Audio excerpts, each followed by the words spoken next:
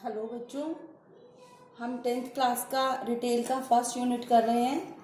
इसमें आज हम जो टॉपिक कर रहे हैं वो है टाइप्स ऑफ रिटेलर्स, यानी कि रिटेलर के प्रकार। तो ये रिटेलर के जो प्रकार हैं, तो रिटेलर जो है उसको हम 6 प्रकारों में बांट सकते हैं। पहला है किस आधार पर? टारगेट मार्केट, यानी कि लक्षित बाजार के आधार पर। लक्षित बाजार। दूसरा है सेवा, यानी कि सर्विस के आधार पर। तीसरा है प्रोडक्ट ऑफरिंग, यानी कि उत्पाद पेशकश के आधार पर। नेक्स्ट है प्राइस स्ट्रक्चर, यानी कि कीमत निर्धारण के आधार पर। डिस्ट्रीब्यूशन, यानी कि वितरण के आधार पर। और नेक्स्ट है प्रमोशनल ऑफर, यानी कि प्रचार के आधार पर। तो हम ये एक एक करके सभी करेंगे। सबसे पहले हम कर रहे हैं सर्विस या सेवा के आधार पर। सर्विस या सेवा क्या होती है कि एक रिटेलर कस्टमर को किस तरह की सेवाएं देता है, किस प्रकार की सर्विसेज देता है। तो एक रिटेलर कस्टमर को जो सेवा देता है, जिस प्रकार की सर्विसेज देता है, उसके आधार पर हम रिटेलर को 3 भागों में बांट सकते हैं। पहला है सेल्फ सर्विस, यानी कि स्वयं सेवा। सेल्फ सर्विस या स्वयं सेवा क्या होती है कि इसमें जो रिटेलर है वो खुद नहीं बल्कि कस्टमर खुद स्वयं सारे काम करता है। जैसे कि वस्तुओं का चुनाव करना। जैसे कि अगर कस्टमर ऑनलाइन शॉपिंग कर रहा है तो वो अपने आप वस्तुएं देखता है, उनके बारे में जानकारी लेता है और वस्तुओं का चुनाव करता है। या स्टोर की बात करें तो कस्टमर खुद से स्टोर में जाकर रैक में, शेल्फ में रखी वस्तुएं और सेवाएं देखता है, उनके बारे में जानकारी लेता है और पेमेंट करता है। कस्टमर जो है अपने आप वस्तुओं का चुनाव करता है, वो है सेल्फ सर्विस। नेक्स्ट है फुल सर्विस, यानी कि पूरी सेवा। इसमें कस्टमर कुछ नहीं करता खुद। जो रिटेलर है वो कस्टमर को वस्तुएं दिखाता है, वस्तुओं के बारे में जानकारी देता है और वस्तुओं के चुनाव में रिटेलर जो कस्टमर है उसकी सहायता करता है। और तीसरा है असॉर्टेड सर्विस, यानी कि मिश्रित सेवा। मिश्रित सेवा में क्या होता है कि कुछ काम रिटेलर करता है और कुछ काम कस्टमर खुद करता है। जैसे कि रिटेलर जो है वो वस्तुएं दिखाता है या वस्तु के बारे में जानकारी दे देता है और चुनाव जो है जो कस्टमर है वो अपने आप करता है। यानी कि इसमें स्वयं सेवा में जो कस्टमर है खुद वस्तुएं देखता है, जानकारी लेता है और चुनाव करता है। फुल सर्विस में सारी सर्विसेज रिटेलर देता है, वही वस्तुएं दिखाता है, चुनाव में सहायता करता है, पेमेंट लेता है, बिल बनाता है। लेकिन असॉर्टेड सर्विस में मिश्रित है, कुछ काम कस्टमर करता है और कुछ काम रिटेलर करता है। रिटेलर क्या करता है, जो कस्टमर वस्तुएं देखता है, अगर उसको कोई सवाल है तो रिटेलर उसके सवालों का जवाब देता है। तो मिश्रित सर्विस में कस्टमर और रिटेलर मिलकर काम करते हैं। नेक्स्ट है डिस्ट्रीब्यूशन, यानी कि वितरण के आधार पर रिटेलर के प्रकार। वितरण के आधार पर 2 प्रकार के रिटेलर्स होते हैं। पहला है स्टोर और दूसरा है नॉन स्टोर, यानी कि गैर स्टोर रिटेलर। जो स्टोर रिटेलर होते हैं वो स्टोर या दुकान के माध्यम से वस्तुएं और सेवाएं बेचते हैं। जैसे देखा होगा आपने बेटा, आपके घरों के आसपास बहुत सारे स्टोर, बहुत सी दुकानें होंगी। ऐसे व्यक्ति जो दुकान में आकर सामान बेचते हैं, स्टोर के माध्यम से वस्तुएं और सेवाएं बेचते हैं, वो है स्टोर रिटेलर। दूसरा है नॉन स्टोर या गैर स्टोर। गैर स्टोर रिटेलर वो होते हैं जिनका कोई स्टोर नहीं होता, जिनकी कोई दुकान नहीं होती, बल्कि अन्य तरीकों से वस्तुएं और सेवाएं बेचते हैं।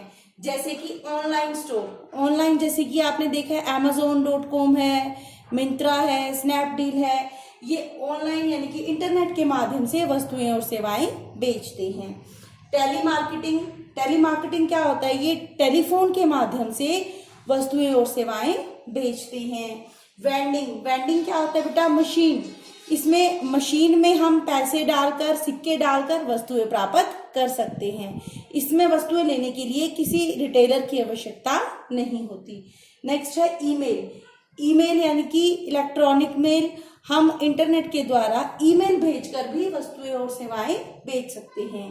नेक्स्ट है डायरेक्ट सेलिंग। डायरेक्ट सेलिंग क्या होता है, जो रिटेलर है वो खुद जाकर वस्तु जो कस्टमर से ऑर्डर लेता है और उनको वस्तुएं और सेवाएं बेचता है। इसके अलावा टीवी शॉपिंग भी हो सकता है। आप लोग टीवी पर देखकर भी शॉपिंग कर सकते हो। जैसे टीवी में आपने देखा होगा नापतोल.com आता है, नापतोल टीवी आता है ना, आप नापतोल पे वस्तुएं देखो, नीचे एक नंबर दिया होता है, उस नंबर पर फोन करके वस्तुएं मंगवा सकते हैं। तो इन तरीकों में वस्तुएं बेचने के लिए किसी स्टोर की आवश्यकता नहीं होती। नेक्स्ट है प्रमोशनल ऑफर, यानी कि प्रचार ऑफर के आधार पर कि एक जो रिटेलर है वो अपने स्टोर और अपनी वस्तुओं का प्रचार किस प्रकार करता है, अपने स्टोर और वस्तुओं की जानकारी कस्टमर तक किस प्रकार पहुंचाता है। तो इसमें 3 है, एडवर्टाइजिंग यानी कि विज्ञापन। ये ऐसे रिटेलर होते हैं जो अपने स्टोर और वस्तुओं के प्रचार के लिए एडवर्टाइजमेंट यानी कि विज्ञापन का इस्तेमाल करते हैं। विज्ञापन कहीं भी दिया जा सकता है, जैसे कि टीवी, रेडियो, अखबार। आपने देखा होगा अखबारों में एडवर्टीजमेंट आती है, टीवी पर ऐड आती है। तो ये रिटेलर जो है अपने वस्तु का प्रचार किसके द्वारा करते हैं, विज्ञापन के द्वारा। नेक्स्ट है डायरेक्ट मेल। ये जो रिटेलर हैं ये अपनी वस्तुओं और सेवाओं की जानकारी, अपने स्टोर की जानकारी कस्टमर को सीधी भेजते हैं, सीधा कस्टमर के पास ईमेल या संदेश भेजते हैं, जिससे कि कस्टमर को उनके स्टोर और उनकी वस्तुओं के बारे में जानकारी मिलती है। नेक्स्ट है पर्सनल सेलिंग, व्यक्तिगत बेच। ये रिटेलर कौन होते हैं, ये जो रिटेलर हैं ये खुद जाकर कस्टमर से मिलते हैं, खुद से जाकर कस्टमर से मिलकर उनको अपनी वस्तुओं और सेवाओं के बारे में जानकारी देते हैं और उन्हें बेचने की कोशिश करते हैं। ये किसी प्रकार का विज्ञापन नहीं बल्कि खुद जाकर वस्तुओं और सेवाओं की जानकारी देते हैं। नेक्स्ट है कीमतों के आधार पर, प्राइस स्ट्रक्चर के आधार पर, कीमत निर्धारण के आधार पर कि एक रिटेलर अपनी वस्तुओं और सेवाओं की कीमत किस प्रकार निर्धारित करता है, उसके आधार पर रिटेलर के 3 प्रकार हैं। पहला है डिस्काउंट प्राइस यानी कि छूट कीमतें। ये जो रिटेलर हैं ये वस्तुएं और सेवाएं डिस्काउंट पे यानी कि छूट पर बेचते हैं, सस्ती बेचते हैं। जैसे कि स्टोर 99, वहां पर हर वस्तु उस स्टोर में हर एक वस्तु 99 यानी कि 99 रुपए में मिलती है। तो ये ऐसे रिटेलर हैं जो वस्तुएं और सेवाएं सस्ती बेचते हैं यानी कि कस्टमर को छूट देते हैं। नेक्स्ट है फुल प्राइस, पूरी कीमतें। ये ऐसे रिटेलर होते हैं जो वस्तुओं और सेवाओं की पूरी कीमतें चार्ज करते हैं। जितनी वस्तु के ऊपर लिखा होता है एमआरपी, उसी एमआरपी पे ही वस्तुएं बेचते हैं। एमआरपी क्या होता है बेटा, मैक्सिमम रिटेल प्राइस यानी कि अधिकतम खुदरा मूल्य। एक रिटेलर अधिक से अधिक कितनी कीमत ले सकता है किसी वस्तु की, तो वो रिटेलर जो फुल प्राइस रिटेलर होती है वो पूरी कीमतें ही लेते हैं, जो एमआरपी होता है उसी पर ही वस्तुएं बेचते हैं। नेक्स्ट है कॉम्पिटिटिव प्राइस यानी कि प्रतियोगी कीमतें।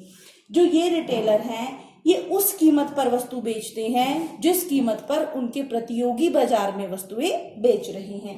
अगर प्रतियोगी 10 रुपए में वस्तु बेच रहा है तो वो रिटेलर भी 10 रुपए में ही बेचते हैं, वही कीमत निर्धारित करते हैं जो उनके प्रतियोगी निर्धारित करते हैं।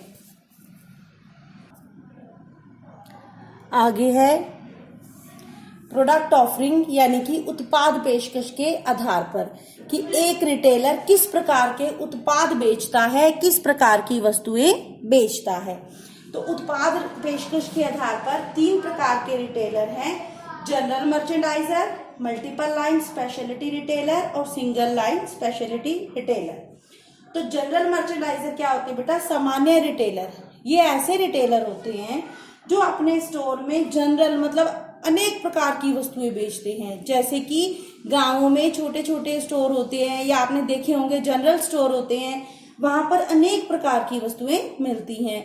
बच्चों की वस्तुएं, कॉपी पेन हो गई या खाने पीने की थोड़ी बहुत चीजें, प्लास्टिक का सामान, अनेक प्रकार की वस्तुएं एक ही स्टोर में बेचते हैं, वो होते हैं जनरल मर्चेंडाइजर या फिर सामान्य रिटेलर। नेक्स्ट है मल्टीपल लाइन स्पेशलिटी रिटेलर यानी कि बहुपंक्ति विशेषता रिटेलर। बहुपंक्ति क्या मतलब, एक विशेषता भी है ना कि एक विशेष चीज की या एक विशेष की वर्ग की अनेक वस्तुएं बेचते हैं। जैसे कि उन्होंने एक वर्ग डिसाइड कर लिया कि कपड़े, ठीक है, तो कपड़े या गहने, गहने हैं तो हर एक प्रकार के गहनों की अनेक पंक्तियां मिलेंगी, जैसे कि चूड़ियां मिलेंगी, कड़े मिलेंगे, और जो इयररिंग्स होते हैं मतलब कान के झुमके वो मिलेंगे। तो अनेक प्रकार के, एक विशेषता मतलब एक वर्ग, वर्ग क्या है, गहने, और उसमें अनेक प्रकार के गहने मिलेंगे। या वर्ग है कपड़े, अनेक प्रकार के कपड़े, जैसे बच्चों के, बड़ों के, महिलाओं के, पुरुषों के, बुजुर्गों के। एक विशेष वर्ग की अनेक पंक्तियां होती हैं, एक विशेष वर्ग की अनेक वस्तुएं होती हैं। तो चाहे सामान्य रिटेलर हैं या बहुपंक्ति विशेषता, इनके पास वस्तुओं की वैरायटी सीमित होती है।